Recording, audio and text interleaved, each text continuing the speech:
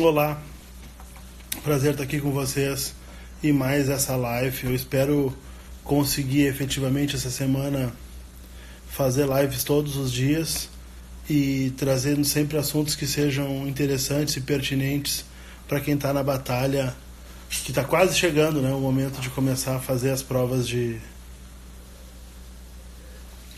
vestibular. Olha, ontem aconteceu uma coisa muito interessante, eu vou começar a live por isso.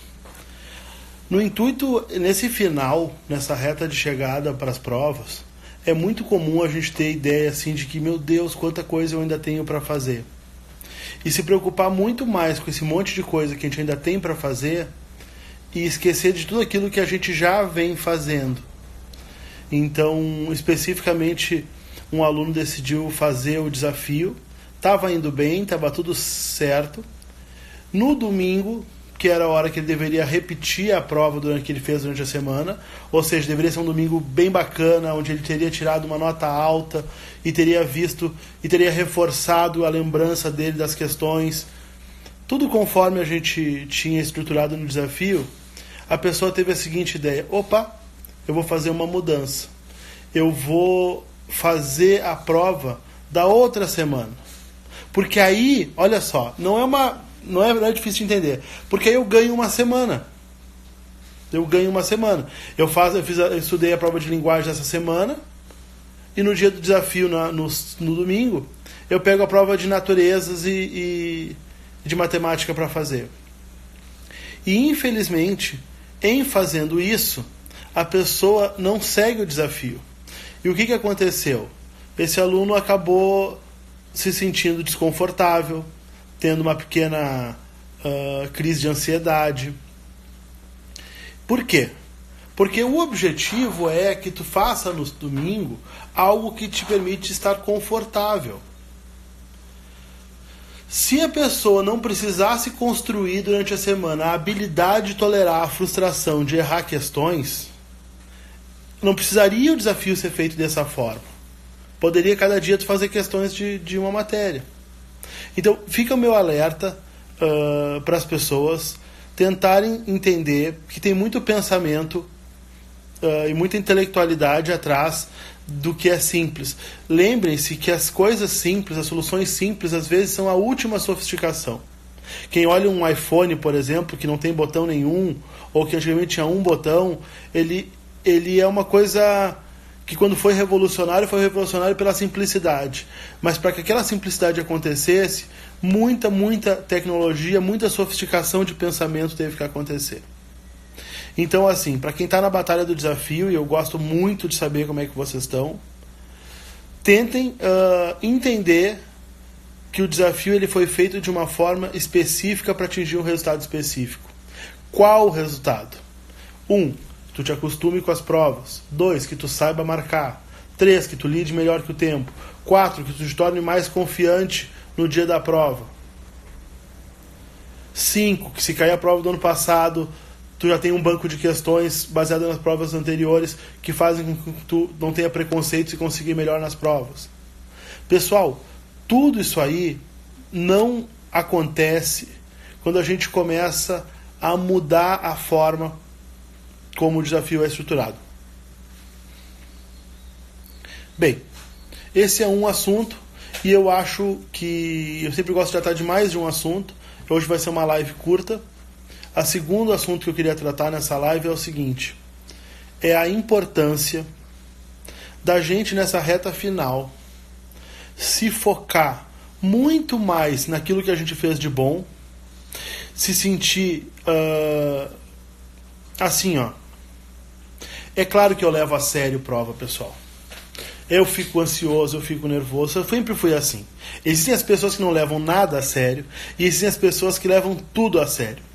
No entanto, a gente não pode, principalmente assim, iniciando a vida, fortalecer a ideia de que o resultado na prova de vestibular é o resumo de se tu vai ter sucesso ou não.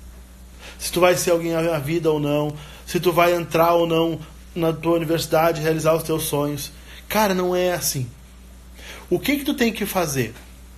E aí eu gosto muito dos atletas profissionais. Eles dão uma grande aula pra gente que não vive todos os dias competindo sobre como lidar com isso. Primeiro, se eles não entram para jogar e para disputar pronto para competir, bom, eles automaticamente perdem, passam por cima deles. Mas às vezes eles entram para competir, dão o melhor deles e por detalhe não conseguem o resultado que eles queriam. Ou às vezes eles simplesmente acham um jogador melhor do que eles. E aí é que vem uma coisa interessante. Tu vê o cara sofrer, se esforçar. Eu gosto muito desses jogos onde a gente vê a pessoa lutando e aí em determinado momento a pessoa perde. E ele fica triste que perdeu. E aí tu sabe o que acontece? Tu sabe o que resgata essa pessoa que não obteve o resultado que quis? E as pessoas vão dizer, ele é rico, então ele ficou bem. Ele tem a família dele, então ele ficou bem. Ele volta para... Não é nada disso.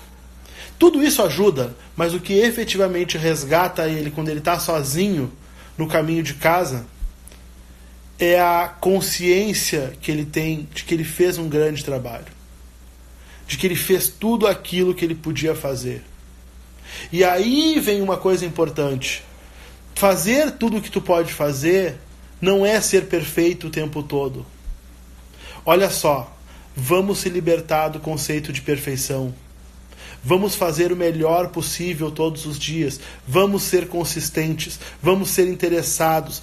Mas vamos, ao mesmo tempo, compreender que... Porque, certamente, todo mundo já entendeu, nessa altura do campeonato, que foi imperfeito. Todo mundo já deixou lista para trás de exercícios. Todo mundo já faltou aula. Todo mundo já não conseguiu fazer... Aquilo que tu bolou lá no início do ano, não aconteceu. Isso eu tenho certeza, porque jamais acontece. Bom, e aí? E aí a tua tendência é agora te comparar com uma coisa perfeita, idealizada e fantasiosa e dizer que tudo que tu fez não tem valor. E jogar o teu valor para a prova. E não é verdade. Tudo que tu trabalhou durante o ano tem muito valor. E o resultado, que certamente vai ser positivo, vem a partir dessa construção. No entanto, para aquelas pessoas principalmente que estão tentando cursos extremamente disputados, temos que compreender que é um processo seletivo. De novo, a gente não tem que compreender para poder tirar da gente a culpa e a necessidade de lutar e fazer corpo mole. A gente tem que tirar da gente o peso para aí poder dar o melhor da gente. Se eu estou em crise de ansiedade, se eu estou achando que meu valor é todo baseado naquela prova, se eu estou achando... Tudo isso diminui meu desempenho. E no final das contas o que a gente quer é ter uma alta performance. Uma alta performance precisa de cabeça fria, pessoal. Precisa da segurança. E da onde vem tua segurança? Do trabalho que tu fez. Saber que tu foi lá, fez uma grande prova, fez um grande ano de estudo e está construindo uma coisa muito significativa. Tu vai te surpreender, e eu espero, obviamente, que todo mundo passe, mas para aqueles que não passaram, mas que trabalharam duro, vão certamente se surpreender quando chegarem em casa com a reação dos seus familiares, inclusive das pessoas que te cobraram muito. Olha, a gente nessa altura do campeonato é o maior tirano da nossa própria cabeça. E é por isso que a pessoa vai fazer um simulado e acaba tendo um tipo de crise.